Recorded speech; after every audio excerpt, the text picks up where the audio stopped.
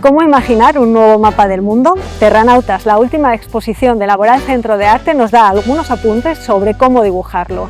Hoy hablamos con Marcos de la Fuente, comisario de la muestra, que podemos visitar hasta el próximo mes de noviembre.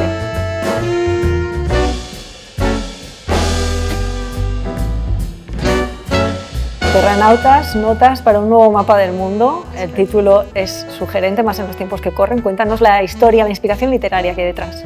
Bueno, pues como dices, el origen es un libro de Thomas Boyle del año 2016 en el que habla de un caso real, que fue algo que pasó en los Estados Unidos en el año 89, si no recuerdo mal, en el que con la idea de recrear los ecosistemas de la Tierra para irnos a otros planetas, Estados Unidos creó una arquitectura donde metió a 8 científicos a vivir allí durante 2 años con la idea de replicar un océano o una selva en Marte, por ejemplo. Y hace referencia a esto precisamente por la idea de las residencias, de la temática de todos los artistas de querer cambiar el mundo de alguna manera.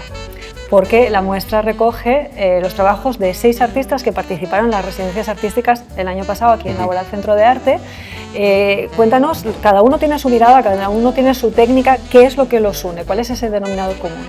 Bueno, como dices, ahí eran casi 20, porque hay una parte de esa convocatoria que tiene que ver con el laboratorio de sonido y con la creación de música y trabajo sonoro, y en el caso de la elección, a la hora de hacer la muestra, tenía que ver más con trabajos que recogían una temática común, que no estaba prevista porque las residencias nosotros nunca las enfocamos, pero es verdad que había muchas inquietudes por reivindicar y cuestionar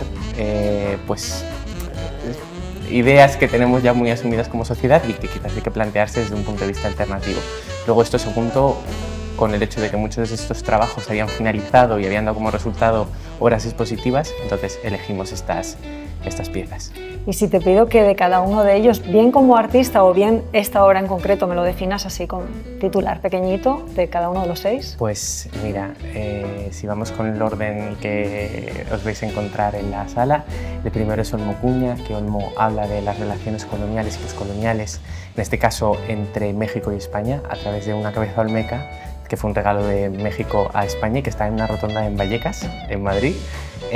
Joana Carro, que es la siguiente, que tiene un trabajo en el que trabaja precisamente, valga la redundancia, con el mar y con los objetos que hay en el mar y elementos y biomateriales que ha creado en base a algas, a conchas y al resto de elementos marinos.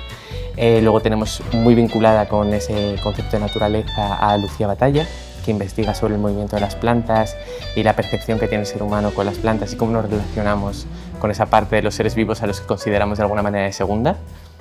Tenemos a Martín Guamanchumo también, que él trabaja sobre la cerámica, pero en vez de dar importancia a la pieza resultante, se la da a los moldes con los que trabaja.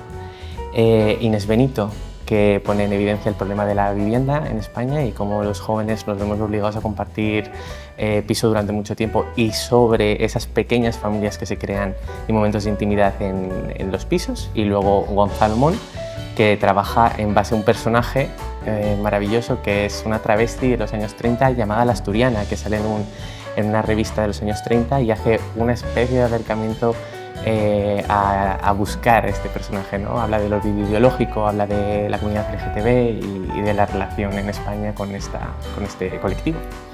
Sí, realmente son todos muy distintos, ¿no? Imagino que a la hora de elaborar la narrativa tiene cierta complejidad casarlo. Ellos son artistas, se les presupone más predisposición al pensamiento crítico por el mero trabajo que hacen, pero ¿tú crees que en la sociedad en general tenemos ese caldo de cultivo como para querer dibujar un nuevo mapa? O bueno, vamos tirando. Yo creo que, y esto pasa con los artistas, que precisamente retomando esas temáticas que todos tienen en común, que están usando algo que ya está aquí, que tenemos a día de hoy, pero que hay que acercarse a ese tema desde otro punto de vista, o que es necesario revisarlo, ¿no? Yo creo que sí que tenemos caldo de cultivo para crear un nuevo mapa del mundo. Otra cosa es que lo hagamos, pero yo creo que si hiciésemos una gran reunión, todo el mundo podría estar de acuerdo en muchos temas que vemos que son problemas. Si analizamos temas de la muestra, seguramente el 95% de la gente de este país está de acuerdo en que la vivienda es un problema. el acceso a la vivienda para los jóvenes es un problema, que la relación con el medio ambiente es un problema, que el cambio climático está haciendo estragos en nuestra sociedad, lo estamos viendo con acontecimientos constantemente en España, en los que vemos que nuestro país está evolucionando hacia lugares que no conocemos y que tendremos que enfrentarnos a ellos de maneras diversas para poder sobrevivir. Pues no vamos a poder tener esa reunión, que a mí me encantaría, me parecería toda una experiencia. A mí también. Pero vamos a invitar a la gente a que se acerque a estos trabajos y por lo menos que reflexione sobre estos temas que comentas. Así que todo tuyo, invita a la gente, está hasta noviembre, ¿eh? Esta exposición, Terranautas, Notas para un nuevo mapa del mundo, hasta el 15 de noviembre, aquí en Laboral Centro de Arte, y estaremos encantados de teneros por aquí y de crear ese nuevo mapa del mundo entre todos. Pues gracias, Marcos. Vamos a ver si nos atrevemos un poco a bocetarlo. Gracias a ti.